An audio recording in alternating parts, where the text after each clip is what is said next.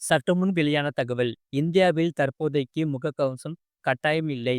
Corona பரவல் தடுப்பு முன்னெச்சரிக்கைகளை மத்திய அரசு செய்துள்ளது. அதாவது, இந்தியாவில் தற்போதைக்கு சிங்கப்பூர், தாய்லாந்து மற்றும் ஹாங்காங் உள்ளிட்ட நாடுகளில் மே மாத தொடக்கத்தில் கொரோனா பரவல் அதிகரித்து வருகிறது. இந்த நாடுகளில் மக்கள் தொகை, மருத்துவமனையில் சேர்க்கப்படுபவர்களின் எண்ணிக்கை அதிகரித்து வருகிறது.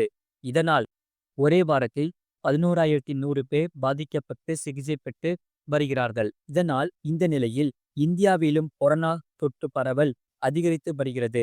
தமிழ்நாடு, கேரளா, கர்நாடகாவை தொடர்ந்து மகாராஷ்டிரா, டெல்லி உள்ளிட்ட மாநிலங்களில் தொற்று பரவல் அதிகரித்து வருகிறது. இந்த நிலையில் இந்தியாவில் கொரோனா பரவல் கட்டுக்குள் உள்ளதாக தெரிவிக்கப்பட்டுள்ளது. தொடர்ந்து நிலைமையை உன்னிப்பாக கண்காணித்து வருகிறது. மேலும் பொது சுகாதாரத்துறை முன்னெச்சரிக்கையுடன் உள்ளது. முழு வீடியோ லிங்க் கீழ இருக்கு. அதை கிளிக் பண்ணி பாருங்க.